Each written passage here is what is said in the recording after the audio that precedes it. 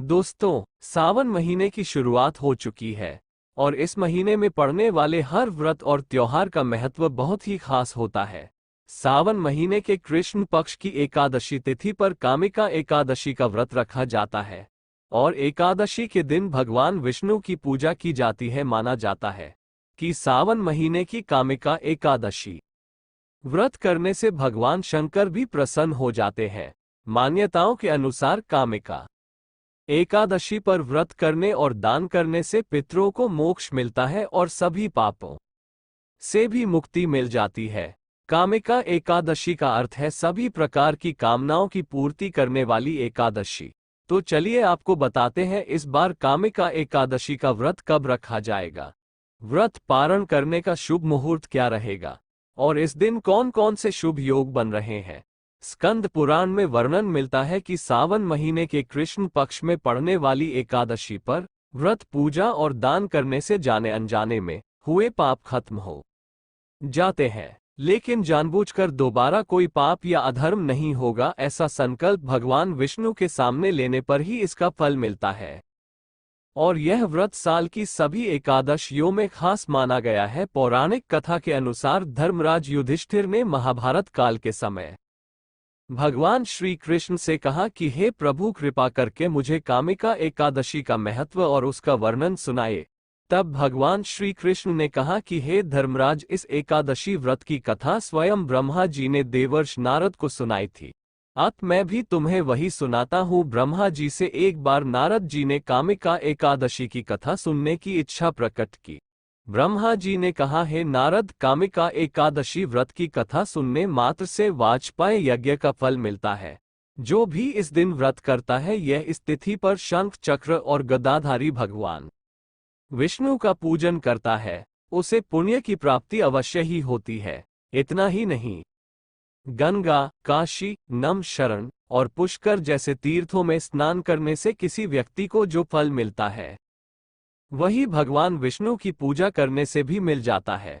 जिन लोगों को पापों से डर लगता हो, ऐसे व्यक्तियों को कामिका एकादशी का व्रत अवश्य करना चाहिए। कामिका एकादशी का व्रत करने वाले भक्तों को कुयोनि में जन्म नहीं लेना पड़ता, ऐसा स्वयं भगवान ने कहा है। जो भी मनुष्य सच्चे मन से श्रद्धा भक्ति से आज के दिन भगवान विष्णु को तुलसी पत्र अर्पित करते हैं, उन्हें भी कामिका एकादशी के दिन पुण्य फलों की प्राप्ति होती है। इस बार एकादशी की तिथि प्रारंभ होगी 30 जुलाई मंगलवार की शाम 4:46 से और समाप्त होगी 31 जुलाई बुधवार की दोपहर 3:55 पर। क्योंकि मंगलवार के दिन सुबह सूर्योदय से लेकर दोपहर तक दशमी तिथि रहने वाली है, इसलिए दशमी तिथि के नियमों का पालन मंगलवार को करके 31 जुलाई बुधवार को कामिका एकादशी का व्रत रखा जाएगा। सभी वैष्णव जन या गृहस्थ जन इसी दिन उपवास रखेंगे। एकादशी से एक दिन पहले नियमों का पालन करते हुए तुलसी पत्र या तुलसी जी की मंजरी तोड़कर रख लेनी चाहिए, क्योंकि एकादशी के दिन तुलसी पत्र तोड़ना पाप माना जाता है। 31 जुलाई बुधवार को सूर्योदय होगा सुबह 6:01 पर, सूर्यास्त होगा शाम 7:05 पर। ब्रह्म मुहूर्त सुबह 4:24 से 5:01 तक रहेगा। अमृत काल सुबह 7:02 से 8:07 तक रहेगा। तो सुबह की पूजा आप ब्रह्म मुहूर्त या अमृत काल में कर सकते हैं, जो कि पूजा करने के लिए शुभ मुहूर्त रहेंगे। और इस दिन राहु काल दोपहर 12 से 1:30 बजे तक रहेगा। इस बार एकादशी का व्रत ध्रुव योग में रखा जाएगा और ध्रुव योग इस दिन दोपहर में 2:01 पर समाप्त होगा।